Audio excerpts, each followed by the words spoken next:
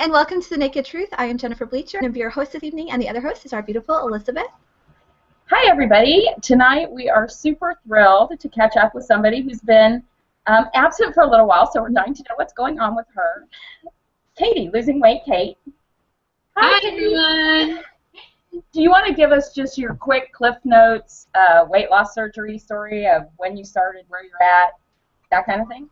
Sure. So I had weight loss surgery December 2013, and so I don't know.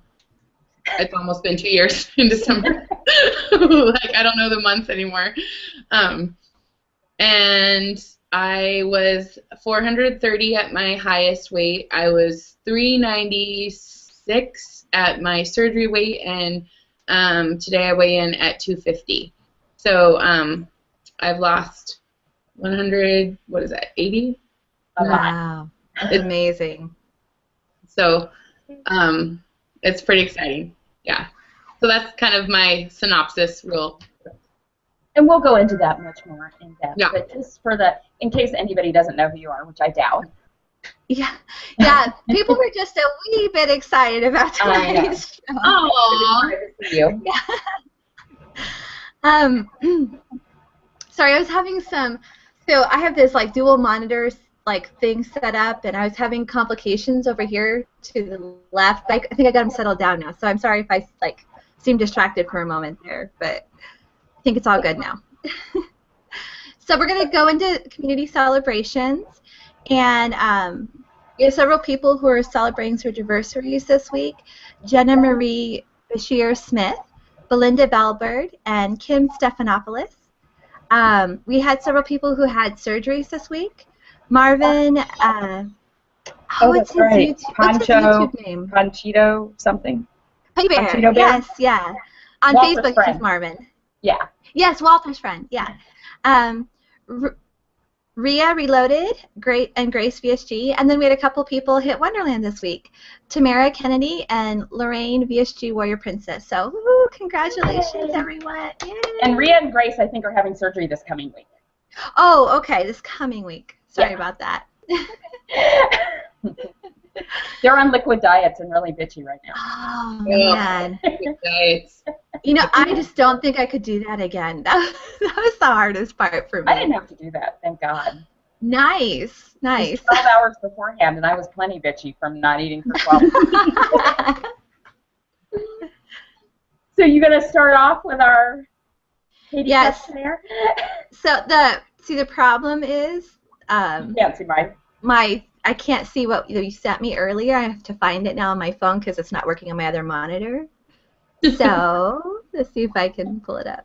Sorry, guys. I'm usually a little more prepared than this. Do you want me to throw it out, or you got it? You go ahead while I try to get this open. Okay, so we all sort of just want to have an idea of where you've been and what you've been up to and why you went away. All right. Well, let's get right to it. I will. I didn't actually go away on purpose. Facebook just kind of deleted my account. So that was during a really busy time for me, and so then I was like, F it. I don't have time to prove any of this, and so I just stopped. And I really actually miss the community, and so I'm working on figuring out a way back. I want to put some mail that says "Losing Weight Kate" as a proof, because a driver's license. A driver's license. This is me. And see if I can outsmart Facebook, but I don't know. So what I've been doing, I'm still teaching. This summer, I decided that I was just gonna play, and I've been working out and doing health and fitness things. But this summer, I just was outdoors is gonna be my playground, and so I didn't really go to the gym all that often. Instead, I used nature as my playground, and I did some pretty awesome things. I went hiking in Colorado in the altitude, and I was fine, and I did some rock climbing. I mean, I did things that are still on my skinny bucket list, and I feel really proud. And so it's still happening. Like even this almost 2 years out, it's still just like sometimes it just blows my mind. So I'm still around. I'm still like, it's not like nothing bad happened, and I'm like, I'm done with you, community. No. You've just been busy living life, having fun. I've just been really busy living life and having fun. So, yeah. That's awesome. Yeah. So just a Oh, go Sorry, ahead. just a quick business real quick before we continue. We do take questions live questions during the show, so if you happen to be watching live and you have a question for Katie or for us, just put it down below. Also, we're going to do, at the very, very, very end of the show, we're going to do the good things. So just type in good things in all caps and tell us what good things you're celebrating this week, and we'll do that at the very end of the show. Okay, sorry, back to questions. That's okay. So and I'm taking 2 questions in a row. But tell us what we want to know now is kind of your all-around story. We want to get down to the naked truth. So tell us a little bit about your background as it relates to weight. I feel like I should be naked for this or something. You should. We should all be naked. The naked truth. None of us could have pants on and nobody would know. I don't have pants on, so there. I have no. Maybe that's a new segment. Do you want to start it out? You can get naked first. That's right. You can like take off a piece of. It'll be like the Naked Truth striptease edition. Exactly. But tell us a little bit about your background as it relates to weight. In terms of have you been overweight all along? How did that sort of affect you? And kind of how did you or your family try to control that growing up? Yeah. I have been overweight since I was about 4. So I was really skinny and really fast at 4. And then, and I don't know exactly if there's like a pinpoint or like a turning point where that changed, but I remember in 2nd grade, I remember having my first diet, and I remember trying to sneak, like my mom would make me salads in my lunch, and I would try to trade my salad for a friend's school lunch. And and I had family members in my life that completely supported me, but as far as body image and like just self-esteem was concerned, they had a really, really low self-esteem, and so that trickled down to me. So I think that's kind of where it stems from, is just like if somebody would have just been like, hey, you are okay, you know, but lots of dieting in our house, lots of like, we're going this way, then we're going this way, and so yeah, growing up, it was a big deal. I remember I was really active though, so like I was a big girl, but I was active a lot. Like I did softball and I did swimming, and I was a very, very active, involved teen. But I remember having to get a different size of graduation gown for high school because it wouldn't fit, like the general ones wouldn't fit me. So they were all black, like all of them were all black. No. They were purple. We were the Vikings. Go Vikings. And my purple was a shade off, and I was so mortified because it was like, I'm not the same, you know, like people are going to wonder why I don't have the same thing. So stuff like that happens like all the time, and so yeah. So I was on diets, off diets, on diets, off diets. Like I had a personal relationship with Weight Watchers and Jenny Craig, and like I knew the people. They were like, "Oh, hey, Katie, coming back for Random Diet." I'm like, yes, I am. 50 pounds more. Here we go. So it's kind of been a lifelong thing. Mm-hmm. You know, I just have to say, from personal observation, you are one of the more confident, social, bubbly people I know in this community.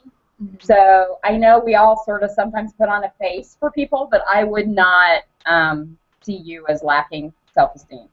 Yeah, me neither. I had the same thought. Has it changed? Do you feel like you have a higher self-esteem now? I say through counseling and through journaling and through like serious heavy mental like processes, yes, I am getting there. But there's still that voice inside. So yeah. So here you go. I'm going to go totally off script here and go back to what you were talking about with your family life and growing up. Did you have were other family members heavy or had like a weight problem? Yes. So, well, my grandma, so food was something that was just like involved in everything. So my grandma was a farm girl. So she grew up with like cooking with butter and like just everything. And then my grandpa was part of the Depression. And so like he would, every time we would have a big family meal, he would like, be just like a plate pusher. Like, come on, eat more food, eat more food, eat more food. And so like we didn't want to disappoint grandpa. So we would like eat more food, eat more food, eat more food. So yes. Obesity runs in my family on both sides, and so that's yes. There's not a lot of skinny people in my family. Yeah. So was there like for you was there like a breaking point that caused you to have surgery, like a particular instance? Yes, actually, it was my birthday, so it was 2000. Okay, I had surgery. Yeah, it was August of 2013, and I was sitting with my foster daughter at the time, and they were singing "Happy Birthday" to me, and somebody took a picture, and it was like a sitting down picture with her and me, and I was blowing out the cake, and I saw that, and I was like, that is not me. Like, I was so shocked at how big I had gotten because I still felt active and spunky and able to live life and, like, nothing stopping me. I may be fat, but I can do it. But, like, at 430 pounds, I was completely denying myself some, like, I thought I could still do things, and I thought I could still make things work. And that picture, right then and there, I was like, all right. Like, I have to do something. And so I researched weight loss surgeries because I knew I had been thinking about it since I was a teacher in Thailand in 2006. Like, I had a consultation in Thailand. So it's not something that was, like, super new to me. Like, oh, I just woke up and saw this picture and just wanted to do it just like that. Like, it had been something on my mind for a very long time. But the people in Thailand, they wanted to do, if you were 50 pounds overweight, they would give you weight loss surgery. Like, I was going to say, you probably don't have to be very big in Thailand to get weight loss surgery. And so, like, when they would look at me, they were like, well, like, how do you want to do the surgery on somebody who's that big? And so I was like, if you have a doctor that goes like this, well, it's not going to work out. I mean, it's just not going to work out. So I waited, and I felt like that wasn't the right time. And so so then I looked into it in Mexico, and I actually broke it to my parents, and they were like, and I still would have gone to Mexico. I had no qualms whatsoever. But they had qualms about it, and so they helped me with the I was like, well, I'm going to do this. This is how much money I have. And so they helped me with a personal loan. To get it here. So I got it in Seattle. And they went to the seminar with me, and so because at first they were very scared. Like they didn't want me to have it. But after talking with the surgeon and like going to the orientation night thing that all the surgeons do, I think they had a lot of questions answered. So yeah. So then I got it done as quickly as I could. I had insurance, didn't cover it, and so I was able to speed things a little bit along because I didn't have to have like the 6-month diet first and all of that. But I really wish insurance would have covered it. Yeah. But I don't regret it in the least. at all. It was the best money I've ever spent on myself ever in my life. So. I'm sorry. Go ahead. Have any of your family members considered having it done? Yes. So after my mom saw how successful I was, she's looking into possibly doing it as well. So she takes a lot slower. Like she's just coming around to the possibility. So yeah, my mom might be doing it. That's exciting. It took 20 years from the first orientation to get there almost. Maybe, you know, I told her I would do anything to support her in any way possible. So I think everybody needs to come around to it in their own time, or else it's never going to work. Like if somebody else is doing it for you, it's just like anything, really. If your mind isn't in it, don't. Yeah, absolutely. I think a lot of us have ideas about what it's going to be like before, you know, we spend all this time thinking about it before we actually do it, and then we have weight loss surgery, and then we have the reality of it. How is that different than what you thought it was going to be like? Well, I think that there's a couple things with this question. Like, good-wise, like, I didn't expect to feel like I'd won $1 million, because I feel like giving my body back and being able to do all of these NSVs and all of these things, like every single time something happens, I just get giddy and emotional and like, oh my God, this is so amazing. But then also something that really hit me hard is like, there's never a done. Like there's no like done button that you push and like, okay, like I'm 2 years out and I am done. Like there's no done. Like you say there's a journey, this is a journey, a weight loss journey, but there's no destination. Right. You keep walking.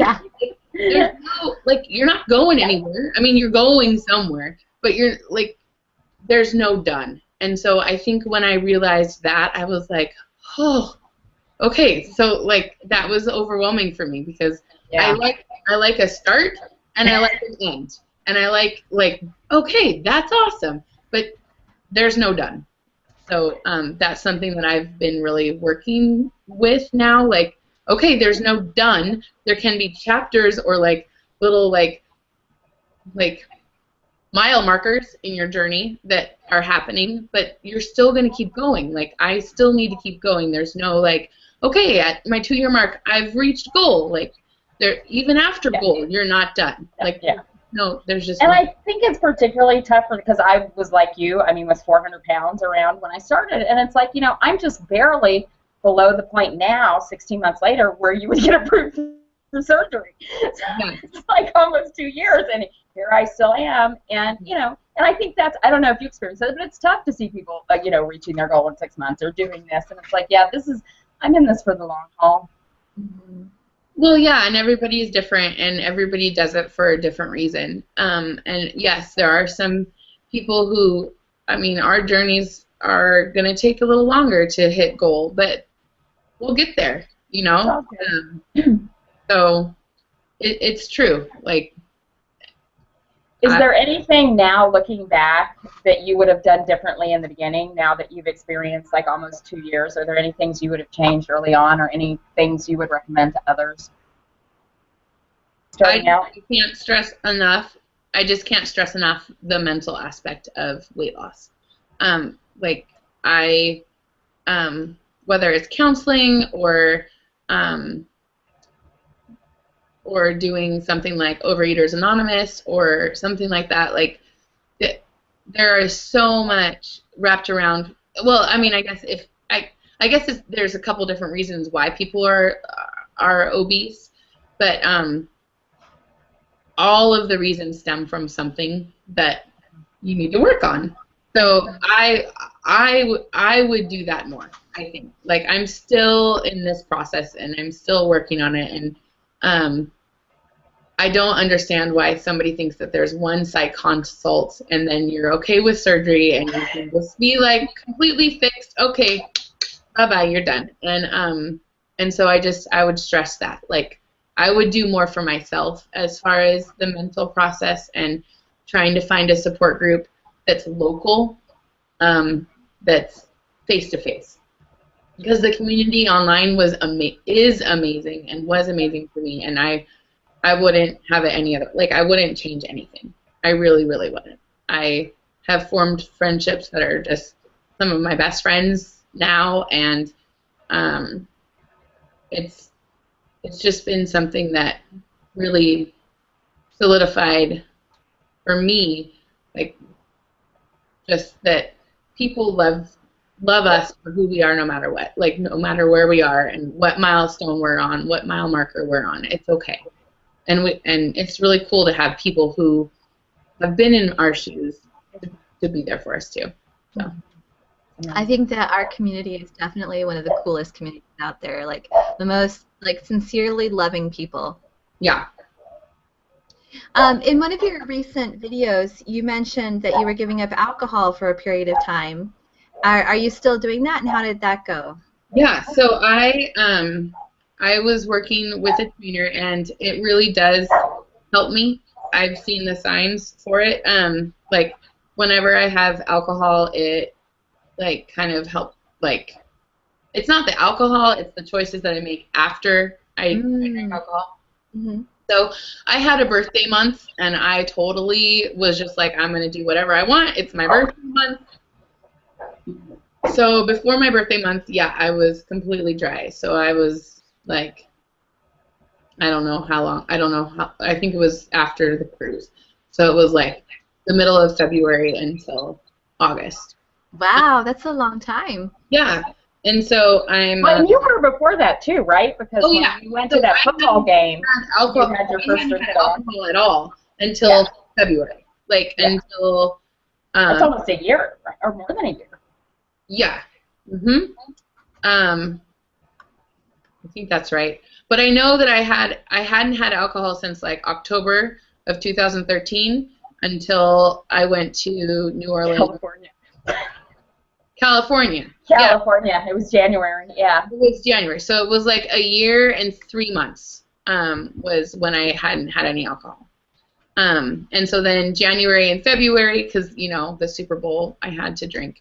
And then I stopped after February. So it was just like a couple months in there that I was drinking. But I really feel better myself when I'm not. So every once in a while, I will treat myself to a glass of wine now. But I don't usually drink that much.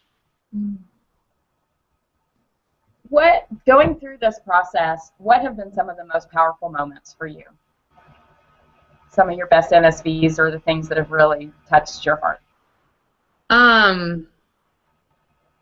There are so many. I could just ramble and ramble, but I will pick my favorite. So, top 5. 1, Disneyland with everyone. Like that was like so great because I still felt 430 pounds. So every time I would sit in a seat, I was just like, oh my God! Like I would just freak out like every single time. And so that was something that was really special. And to be able to share that with Bobby and everybody else, it was great. So I'm going to segue real quick. How's Bobby? We don't hear anything about him either. Okay. Bobby is awesome. He is doing well. Yes. Okay. All right. You can go back to your thing, but I miss Bobby, so. It's okay. We all love you, Bobby. Yeah, he is doing awesome. He got a new job at he's going to kill me because I won't remember the details. He has a job that he loves, and he is doing really well. Awesome. Yeah. Okay. Yeah. I just wish that he was closer. We really need to make this commune thing happen. Compound, whatever. I don't even care what we call it.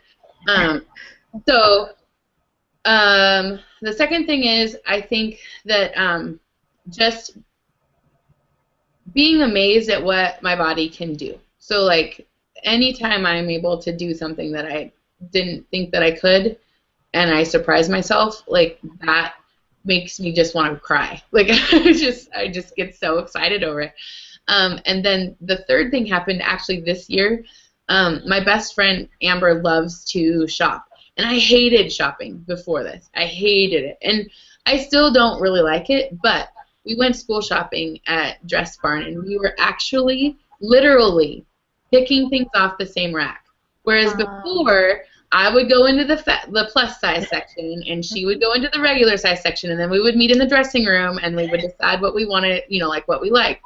Whereas we were actually like, hey, what about that? Like on the same spinny thing, and I was like, oh my God! And we kind of had a moment in the store, and I was crying, and she was hugging me, and she was like, okay, you're okay. So, yeah. So that was. I love going in that other door at Dress Barn. It's awesome. It's Me great. too. Yeah. And then I guess 4 and 5, I don't know. I guess I would say just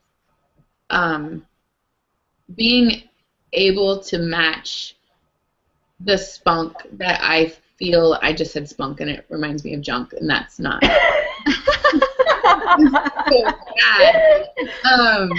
But just being able to be so alive and feel like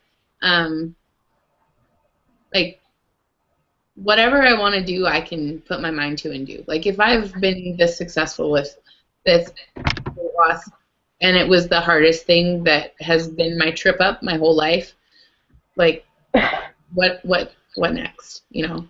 Whatever you want. Whatever I want. So, okay, and I got number 5. Number 5 should be bumped to number 2, be below Space Mountain. It's when the seatbelt clicked. When the seatbelt airplane was able to click, I freaked out. And that was when you were coming here, right? Yep. Yes. Yep. Yep. That's awesome. Really exciting. Has having the surgery affected any relationships in your life? Yes and no. I think that I have changed. So in changing a little bit, being a little bit more not aggressive but assertive in what my needs are, I'm no longer the yes person that I used to be. Like. So sometimes family things, like when I'm the enabler or the like peacekeeper, some of those roles have always been shifted to me, and so I have to set better boundaries for myself, which is hard for people when I have always been the person who will bend over backwards and not get my own needs met. So that's been interesting as far as family dynamics is concerned. Friendships. I think my friendships are stronger than ever.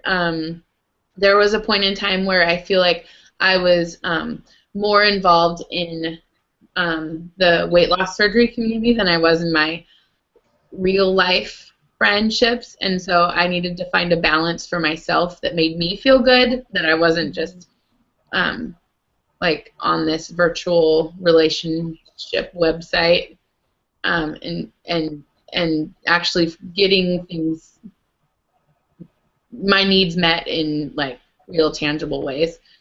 But I think that overall it's been really good. So how about like with men? Because I know that you're single. Has your relationship with men changed? Oh yeah, they're lining up at the door right now. I got a 5:30. I got a 5:30 and then I got a 6:30. So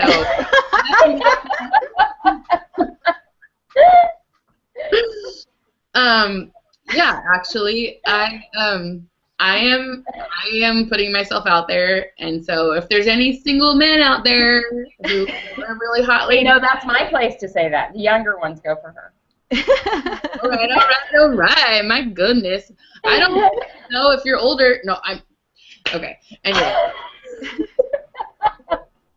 It's just, here's a question for you, because I'm going on my first date post weight loss surgery next weekend. Ooh. What? So I know you've already done that. So do you tell them you've had weight loss surgery? Do you? I guess it depends, because at this point, what do you think? I don't think that they care. So like at this point, you can do it however you feel. If the topic comes up, like I've had guys who are like, really, that's awesome, and then like want to know more, and then I've had guys be like, all right, and then like move on. So I guess I'm just worried about what it looks like with clothes on is very different than what it looks like without clothes on. well, I hope that you do not take off your clothes on your first date. But if you Not are, the first time. Not the first time. Hey, you know what? If you I want don't know, to take it's your been a clothes while, off on the first date, that's totally fine. No, I want to I'm take not my saying that I haven't, but I'm just saying that like. I didn't mean on the first date. I meant in general. Well, I think when that time comes, the quality men won't give a flying fuck. Mm. I mean, Oh, but by the way, I lost 200 pounds. So just telling you. boom, drop the mic. Boom. So I would say it just depends. So some guys I tell right away, and sometimes I don't. And sometimes if I know instantly that they are not the one for me, I won't. Like I just have a particular dating story of yours that stands out in my mind. the micropenis.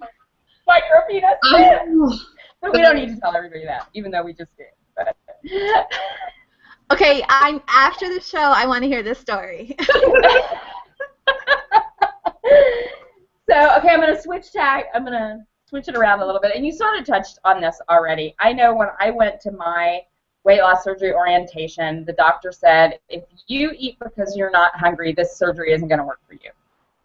And that really pissed me off because I'm like, what the fuck? Everybody in here obviously eats because they're not hungry or they wouldn't be this big. Mm-hmm. But now I totally get it because I'm a compulsive overeater, and I'm much more aware of that now because I know how much I eat, and I know when I'm eating for reasons that aren't about nutrition.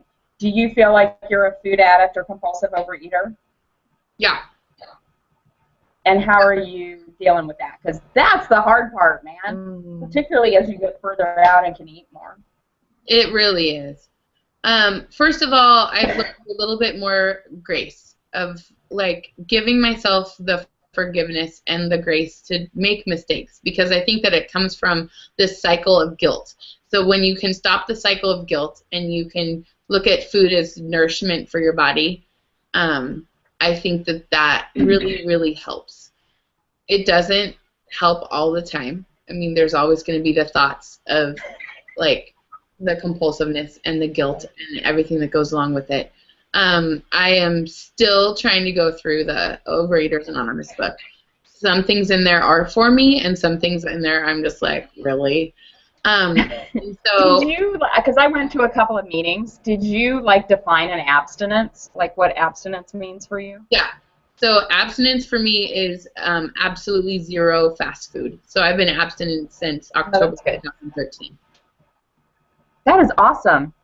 I haven't That is really awesome. Yeah. Yep.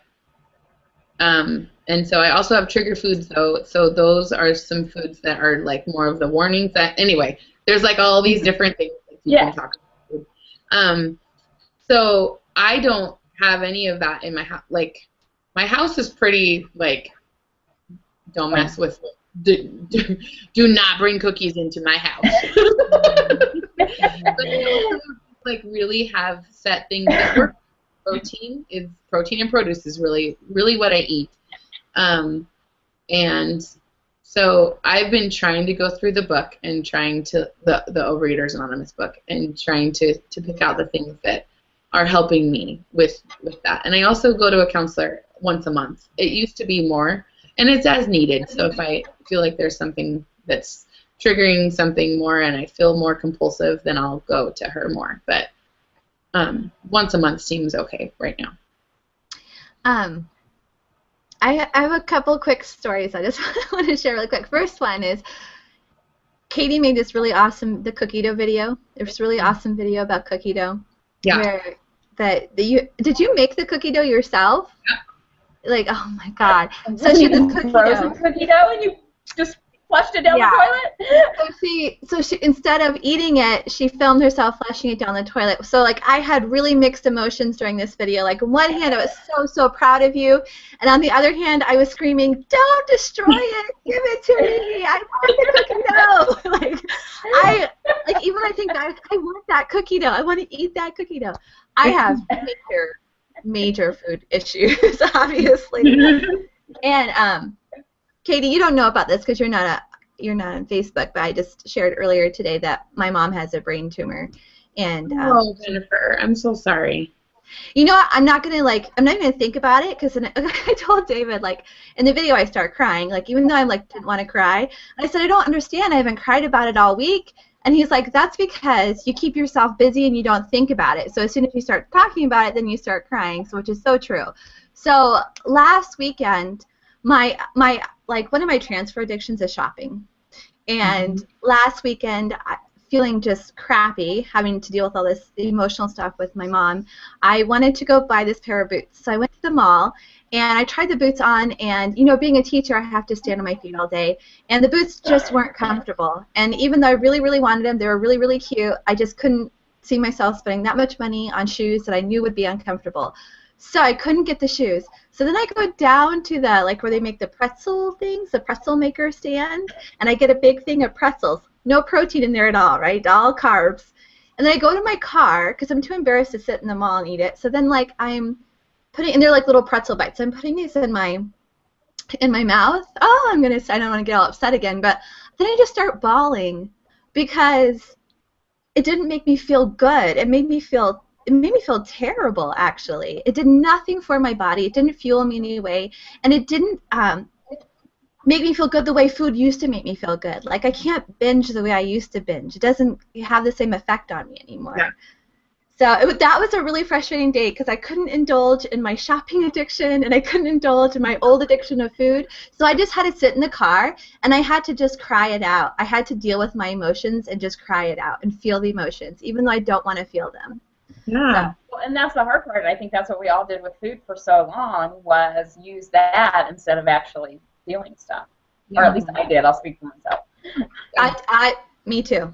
But I want to say, did you die? We're so worried about having feelings. Right. It's and you are so brave for first of all recognizing that, and then second of all just feeling it. It's okay to sit with feelings, and it's okay to say I'm sad or I'm angry or whatever. And for some reason, our society thinks that we have to be this perfect, show just happy all the time, emotions, and it's not always the case. And I think for me, it's always hard to do exactly what you did, Jennifer, and just feel it, because for some reason we think it's not okay. It's not okay to feel, but we're human beings. We're supposed to. So that's an aha. We're supposed to. We're supposed to feel it. Yeah. Yes. Okay. I'm so sorry, guys. And we got way off track. Is Elizabeth? Are you there? Are you frozen? Oh, there you are. I'm here. Are you frozen? Yeah. So Katie. So yeah. What's next for you? What's next for Katie? I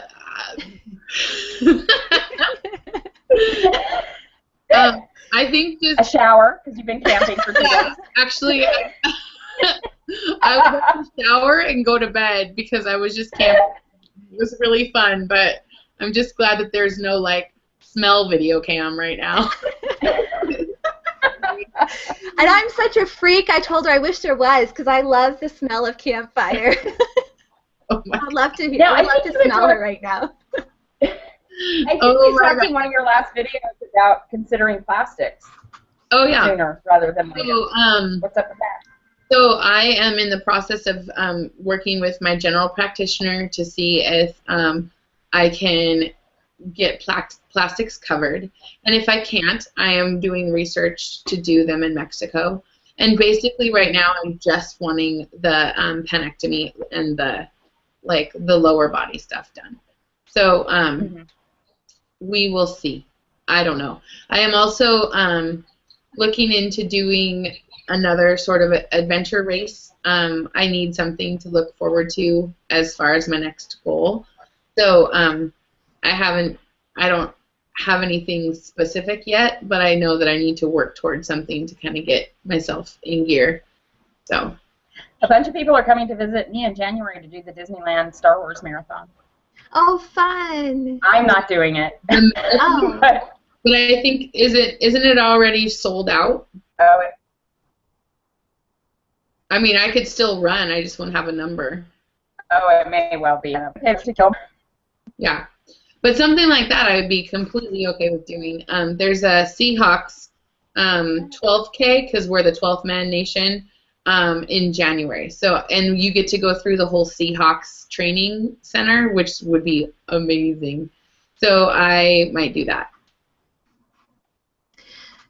I think Elizabeth is frozen. Elizabeth. Okay, so we do have a couple people who've commented live, not very many, like not as many as normal, and I just got a PM on Facebook that people are having a hard, like it's not letting them comment for some reason. So guys, just remember, like during the show I always have my Facebook open, so if you can't comment on the live feeds, send me a PM and I will get your comment or question to our guests. So like tonight, if you can't comment on during the live show, just go ahead and PM me on Facebook and I will get to you. But we do, Zen Maiden and Frankensleeve are watching right now, and Frankensleeve says, "You are so right. There is no done. No wonder I like the word adventure instead of journey. A journey has an ending, and an adventure can go on forever." I agree with that. Yeah. I always say adventure too, but I never thought of it like that. But I always say adventure too. And then Zen Maiden said, "Hi y'all. Definitely not on the first date. Don't tell. It opens the door to another vision." Oh, we have. Do you see two Elizabeths? I'm back. I don't know why there's two of me. One Elizabeth is frozen and is unfrozen. Okay, perfect. As long as we have one unfrozen one. So Elizabeth, people are saying they're having a hard time commenting live. I'm not sure what's going on, so I just announced that go ahead and PM me. And then Zen Maiden just said, I also find that Jennifer, I also find that things I think will taste great now don't, and feel the guilt immediately, and put it down, throw it out, or give it to someone else, and ask myself, what the hell am I thinking? Yeah, that's how I went home, I took the rest home and I gave it to my son. I was just surprised at how it did nothing for me. Like, it was buttery, salty bread. How could buttery, salty bread not do anything for me? But it did nothing for me. Yeah. And then Sleeve Rocker says, "Yay, Katie, good to see ya." Hi. And then I got a PM from Gretchen VSG. She says that she's sending her love to all of us. She is watching live. Finally, she says she's finally getting to watch live. Awesome. Yeah. I think Elizabeth is still frozen. Oh, she is. We have this like super fun segment that she does. I wonder if she'd be upset if I did it. I think I'm gonna go ahead and do it. And then if she comes back, I'll hand it over to her. This is her thing. This is her thing. But have you ever seen the show Inside the Actors Studio? No. Oh, okay. Well, it's like this professor. I think he's an acting professor. He like interviews like all these famous actors. Okay. And actresses, and then at the very end of the show, he does these like rapid fire questions, and they're just like fun questions. So she's got those prepared. Are you back? I'm back. Yay! Can you hear me okay? Yes, you were so close. You almost missed the rapid fire questions. I almost did it. I don't know what's wrong with my internet. Can you hear me now? Yes.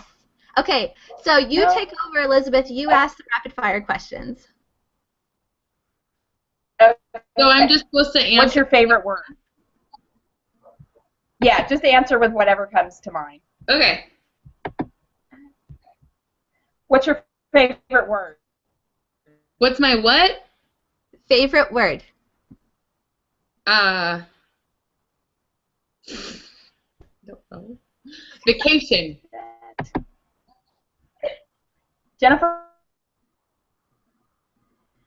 Okay, I think I'm going to take over because she keeps freezing, so I'll take over the questions. Okay. Okay. What is your least? You're going to have to do this question. What is your least favorite word? Ew, everybody knows that. Moist. Ugh. No, I'm just laughing because that was said last week, and I'm like, that word doesn't bother me at all. I hate it. Actually, moist panis. Ugh. I hate it. I hate it. I hate it. Ew. Okay. Moist bandits. Okay. What turns you on creatively, spiritually, or emotionally?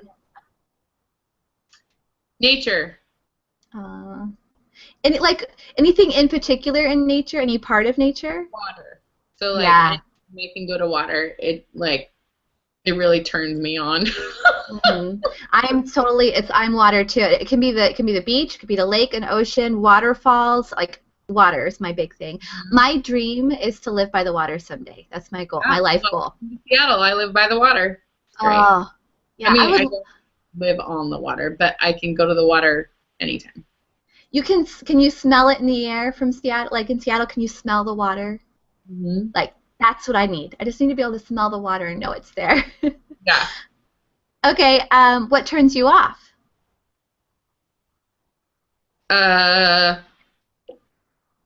Like as far as like life or guys or what? Anything. Arrogant people. Yeah. What is your favorite curse word? I have so many fun ones. I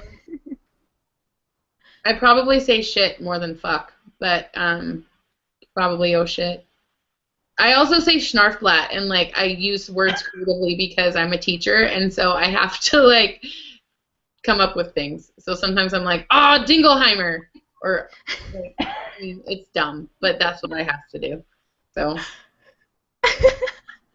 That reminds me, like I usually don't swear. Or shut like, the front door. That's yeah. I use that one. I usually don't swear, but my favorite one is fuck. But my ex, of course. My ex-fiance is from Turkey, and he would like swear in Turkish all the time. So like I have no problem swearing in Turkish. Like when I'm really mad, I'll be like, I'm gonna stick to that orospu juju. Oh, I like it. Yeah, but like I'll tell you after the show what it means because I don't think I should say it live on air. Some pretty bad words last week. I did? No, I did. Oh. Let's see. I can't really remember saying bad words last week. I may have. Okay. What sound or noise do you love? The sound of laughter, like friends laughing. What sound or noise do you hate? Chalk on a chalkboard. Oh, yeah. What profession other than your own would you like to attempt? A millionaire. A lottery winner? Independently wealthy? Yeah. Or like a sugar daddy's mama, like a sugar daddy's wife. That's what I want. What profession would you not like to do?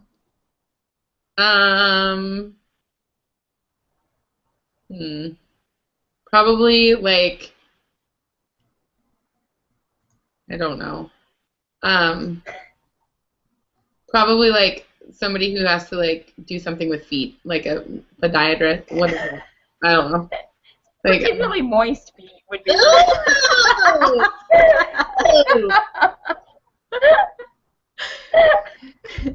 If heaven exists, what would you like to hear God say when you arrive at the pearly gates? Well done. Here's some wine. Time to relax. Phew, glad that's over. Okay, so oh, go ahead. Sorry, go ahead, Elizabeth. I was just going to ask, are you going to OH, Katie? No, I'm not. I'm not able to get enough. Like, it's too short of time for such a long distance. So, no. What about WSFA? I'm going to try my best to go to WSFA, but that's not a yes yet. Yeah. It's just a possibility. So. I'm going to try my best too to go. Like, I'm working on it. I'm working really hard on it. Yeah. Well, I'm definitely going because I have a panel. Yep, you're speaking. You have to be there. What do you, Katie? If you wanted to start making videos again, you could be on the panel. What's your panel about? YouTubers and how being a YouTuber has impacted your weight loss surgery journey. Yeah. Are you going to invite me to be on the panel too? Maybe.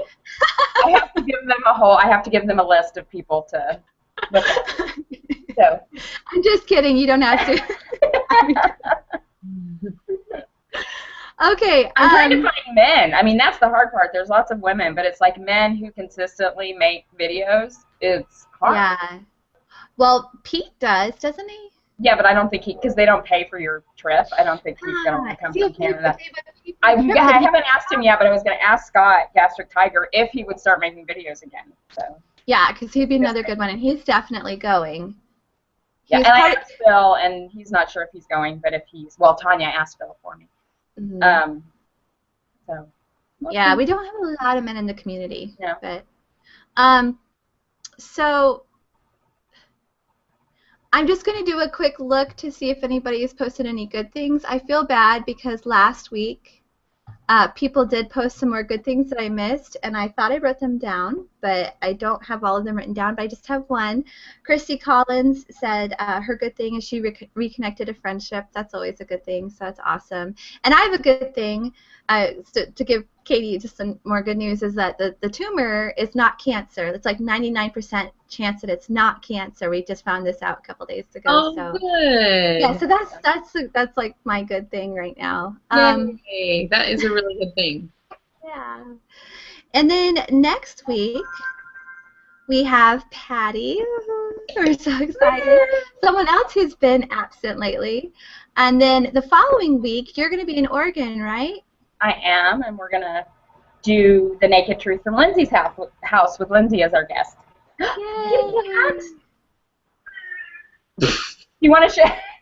We didn't see. Oh, he looks just like Dale Cooper. Is it a boy or a girl? This is a girl. This is Monkey. Well, Monkey and Dale Cooper could make identical babies because they look exactly alike. She's speaking. Monkey, speak. Even Dale has like no eyebrows. Does Monkey have no eyebrows? Like no hair there? She has weird. No? Yeah. She doesn't have hair. Yeah, there. so does Dale. That's weird. Yeah. So we'll be coming. So 2 weeks. Next week we'll be Watch Patty Melt, and the following week we'll have Lindsay fly, and we'll be coming from her house. And maybe her internet connection will be better than mine was today. She has a pretty good connection. She's been on a couple times, and we've never had any problems. So should be good. Should be a good show. Any final words before we go, Elizabeth? Katie? I don't think so. Just good to see your face, Katie. I love your hair. You look awesome, and I've missed you. Thank you, you guys. Thanks for having me on. I really missed you guys, too, and it's an honor. It's so fun having you on. And stick around because I want to hear that story. But I'll say goodnight to everyone else. Good night, everyone. Thanks for watching. Bye.